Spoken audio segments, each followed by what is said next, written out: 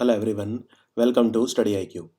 Study IQ में शुरू करते हैं इस वीडियो में 10 फरवरी के current affair. So let's start the video. Study IQ की जो लाइव क्लास है रेलवेज के लिए वो इन टाइम्स पर चल रही हैं। आप इसका स्क्रीनशॉट ले सकते हैं और अकॉर्डिंगली क्लास अटेंड कर सकते हैं। भारत में अंतर्राष्ट्रीय श्रम संगठन यानी इंटरनेशनल लेबर ऑर्गेनाइजेशन, जिसका मुख्यालय जिनेवा में है, तो अंतर्राष्ट्रीय श्रम संगठन जो है इसके शताब्दी समारोह का उद्घाटन किस राज्य में किया गया? इसका जो शताब्दी समारोह है, ठीक है, भारत में एक बात याद रखिए, जो इंटरनेशनल लेबर ऑर्गेनाइजेशन है इंडिया में, उसको इनॉग्रेट किया गया था V Giri National Labour Institute, Noida, Uttar Pradesh में। और आईएलओ बना कब था? 1919 में। इंटरनेशनल लेबर ऑर्गेनाइजेशन 1919 में बना था और इंडिया जो है वो उसके फाउंडिंग मेंबर्स में से एक है। तो भारत में इसके जो सेलिब्रेशन है वो उत्तर प्रदेश में हुए। सो आंसर है, इसका उद्घाटन उत्तर प्रदेश में किया गया। इसका मुख्यालय जिनेवा, स्विट्जरलैंड में है।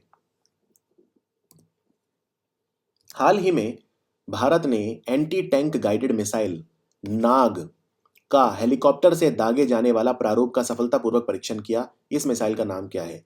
एंटी टैंक गाइडेड मिसाइल है नाग, और अगर इसी को हम हेलीकॉप्टर से दागते हैं तो उसका नाम रखा गया है हेलिना। हेलिना। ये बनाई किसने है? ये नाग मिसाइल बनाई है डीआरडीओ ने, डिफेंस रिसर्च डेवलपमेंट ऑर्गेनाइजेशन ने। कौन सा भारतीय खिलाड़ी टी20 में 100 से ज्यादा छक्के लगाने वाला दुनिया का तीसरा बल्लेबाज और एशिया का पहला खिलाड़ी बना? किस खिलाड़ी की बात हो रही है? ये बात हो रही है रोहित शर्मा की। रोहित शर्मा जो है ये टी20 में 100 से ज्यादा छक्के लगाने वाला दुनिया का तीसरा बल्लेबाज और एशिया का पहला खिलाड़ी बना है। और अभी अभी अंतर्राष्ट्रीय क्रिकेट में 500 छक्के लगाने वाला पहला खिलाड़ी बना है क्रिस गेल। हाल ही में सरकार ने किसे नया केंद्रीय खेल सचिव नियुक्त किया है? खेल सचिव कौन बना है? Sports secretary. स्पोर्ट्स सेक्रेटरी जो बने हैं वो है राधेश्याम जुलानिया। राधेश्याम जुलानिया। विश्व सरकार शिखर सम्मेलन यानी वर्ल्ड गवर्नमेंट समिट का 7वां सत्र या 7वां अधिवेशन कहां आयोजित किया गया? यह हुआ दुबई में। वर्ल्ड गवर्नमेंट समिट हुआ दुबई में। रिजर्व बैंक ने बैंकों के लिए बल्क डिपॉजिट यानी थोक जमा मानदंड के तहत जमा की जाने वाली राशि को मौजूदा 1 करोड़ रुपए से बढ़ा के कितना कर दिया है? बल्क डिपॉजिट में जो राशि है उसको 1 करोड़ रुपए से बढ़ा के अब कर दिया है 2 करोड़। सो आंसर है 2 करोड़। 5 दिवसीय बहुराष्ट्रीय समुद्री अभ्यास अमन 19 कहां आयोजित की गई?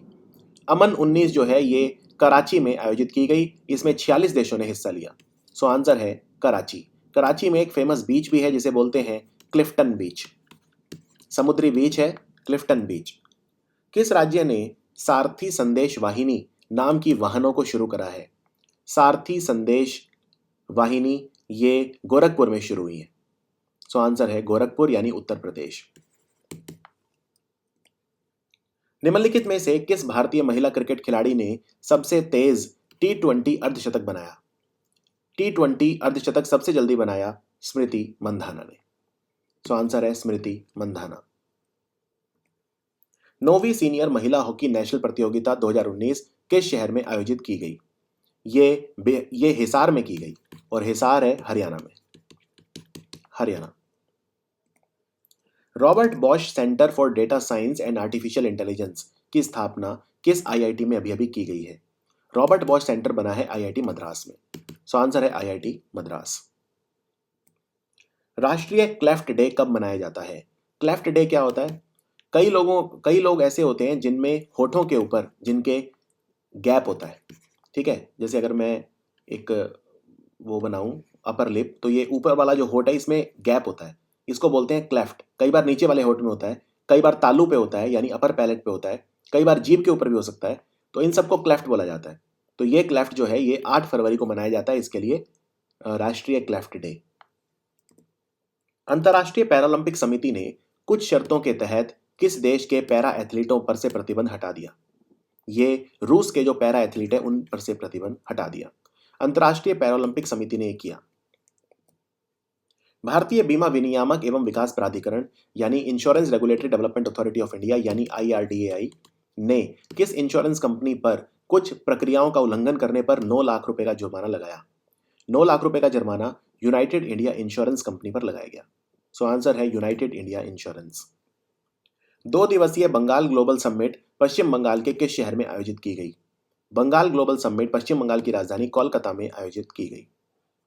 मुंबई में हिरकानी महाराष्ट्रची और जिला व्यापार योजना प्रतियोगिता नामक 2 योजनाओं का उद्घाटन किसने किया? यह उद्घाटन किया हमारे वाणिज्य मंत्री सुरेश प्रभु ने। किस उच्च न्यायालय ने कहा कि बैंक उनके ग्राहकों के खातों से होने वाली अनअधिकृत निकासी के लिए उत्तरदायी होंगे? यानी कि अगर आपके बैंक अकाउंट में से कोई पैसों की चोरी कर लेता है या कोई अनअधिकृत निकासी पैसों की कर लेता है तो बैंक जिम्मेदार होगा, आप नहीं। यानी बैंकों को इतना सुरक्षित एक वातावरण देना पड़ेगा कि उसमें हर कस्टमर सेफ फील कर सके। यह कहा है केरल उच्च न्यायालय ने। एशियाई विकास बैंक ने अंतर्राष्ट्रीय बाजार में किस मुद्रा से लिंक्ड बॉन्ड से $100 मिलियन जुटाए हैं? कौन सी मुद्रा है? यह मुद्रा है पीसो। और पीसो फिलीपींस की मुद्रा है। यहां पे केंद्रीय प्रत्यक्ष कर बोर्ड के अनुसार, central board of direct taxes के अनुसार देश भर में सिर्फ कितने प्रतिशत पैन कार्ड आधार कार्ड से जोड़े गए हैं? इसकी लिंक सीमा की अंतिम तिथि 31 मार्च है। अभी तक सिर्फ 50% जो है वो पैन कार्ड आधार से जोड़े गए हैं। किस राज्य ने संविधान में 103वें संशोधन के परिणाम स्वरूप प्रत्येक उपजातियों जैसे कापुस, तेलगा, ओंटारी और बलिजा और अन्य आर्थिक रूप से कमजोर वर्गों को 5% आरक्षण देने के लिए विधेयक को पारित किया? यह पारित किया आंध्र प्रदेश की सरकार ने। वहां पे ये उपजातियां हैं कापुस, तेलगा, ओंटारी और बलिजा। पंजाब के डीजीपी का पदभार किसने संभाला? Director general of police. ये संभाला दिनकर गुप्ता ने। किस देश के संघीय प्रतिस्पर्धा कार्यालय ने कहा, यानी फेडरल कंपटीशन ऑफिस ने कहा कि फेसबुक समूह की सहायक कंपनियों व्हाट्सएप और इंस्टाग्राम द्वारा एकत्र किए गए डेटा से पहले फेसबुक उपयोगकर्ताओं से सहमति मांगी जानी चाहिए?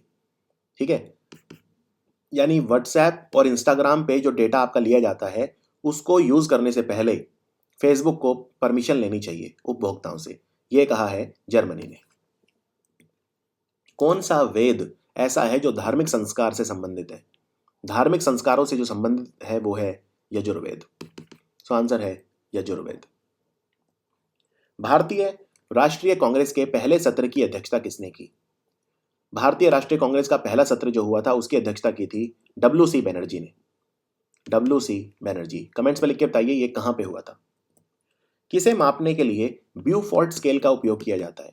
ब्यूफोर्ट स्केल का उपयोग पवन वेग को नापने के लिए किया जाता है। ठीक है, पवन वेग यानी जो हवा चल रही है उसकी गति क्या है उसको नापने के लिए किया जाता है। सो ये था हमारा वीडियो 10 फरवरी का। जो भी वीडियो फरवरी के बचे हैं वो बहुत ही तेज गति से मैं पूरे करूंगा, तो आपको मेरे साथ जो है इस पे रहना है, इस जर्नी में। और वीडियो को शेयर भी करें अपने दोस्तों के साथ, और हमारी रेलवेज की क्लासेस जो है उन्हें भी अपना समर्थन जरूर दें। थैंक यू सो मच और मिलते हैं अगले वीडियो में।